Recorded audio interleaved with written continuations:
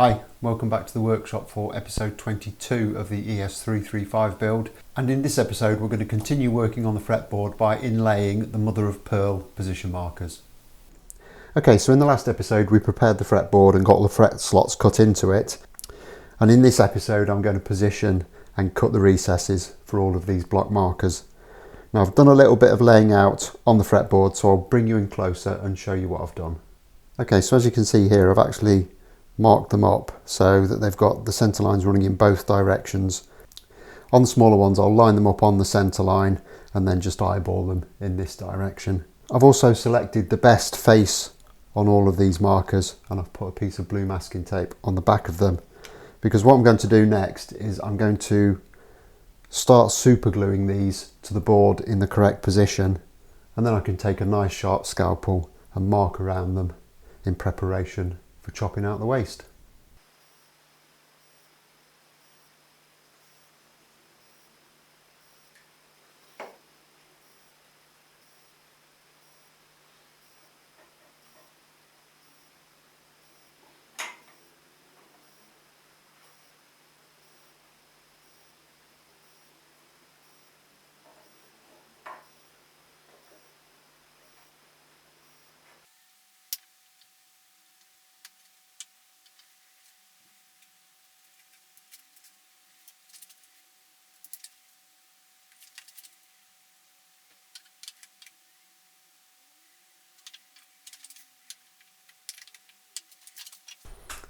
Okay, so what I've done there is I've stuck two of them down at opposite ends of the fretboard, and I'm now going to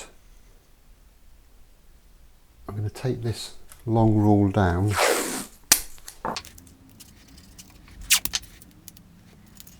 and I'm going to lay out the rest of the markers and just see if they sit nicely against that rule. If they do, I can then just use that to position them really accurately. If they don't, we're going to have to do them individually.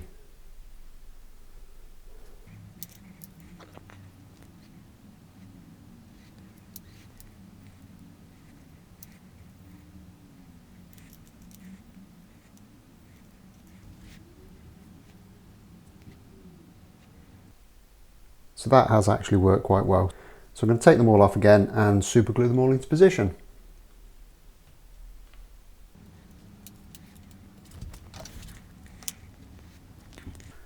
And I'll just use this little sliding square to make sure I'm getting them on as accurately as I can.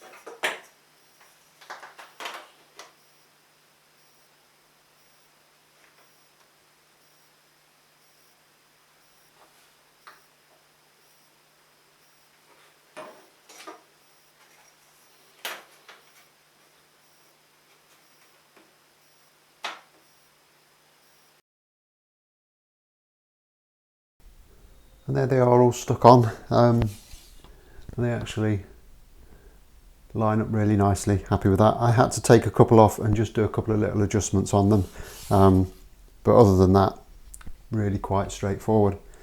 So the next task is to take my scalpel and start working my way around, just marking out where I want these to go.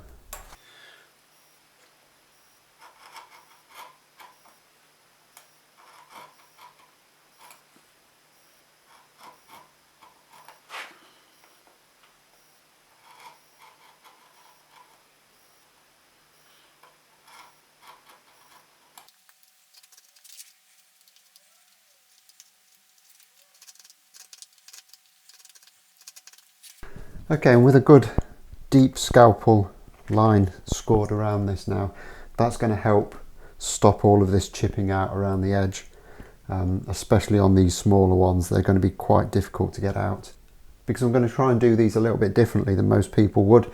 I'm not going to kind of take a Dremel or anything to them. I'm just going to use some nice sharp chisels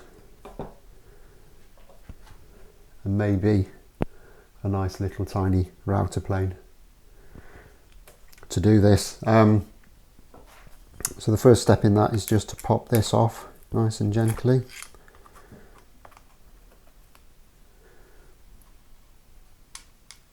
And that's where the masking tape really does come in handy.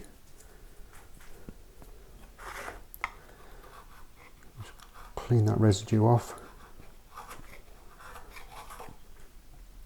And the first thing I'm going to do is get this clamped down nice and securely on my bench, so I'm not having to worry about holding it in position while I work on it. And then we'll start to get this first one chopped out.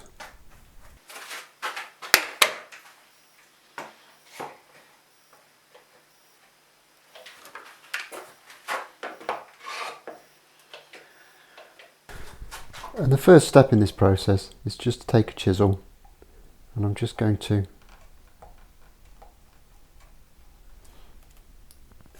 cut a little bevel, clamps a little bit in the way, down into that scalpel line that we cut.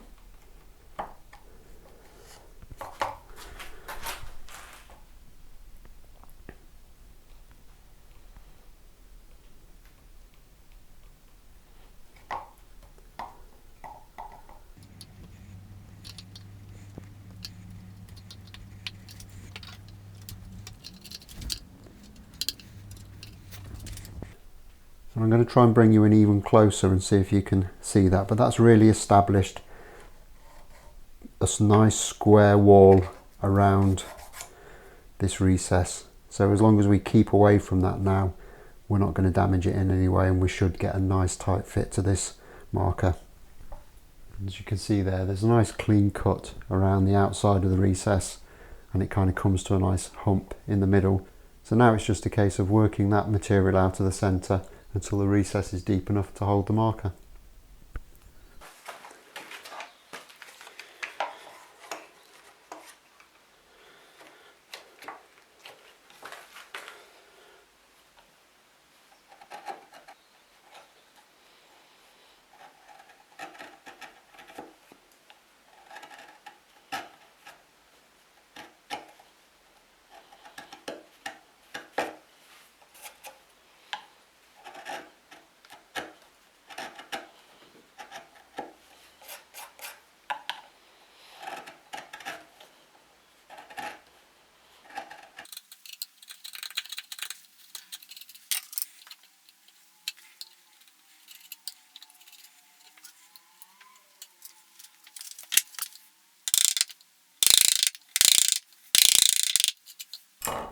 Okay, so that's the first one in position. It has chipped out a tiny little bit here, but this is rosewood and I've got some very effective repair techniques, so I'm not particularly worried about that.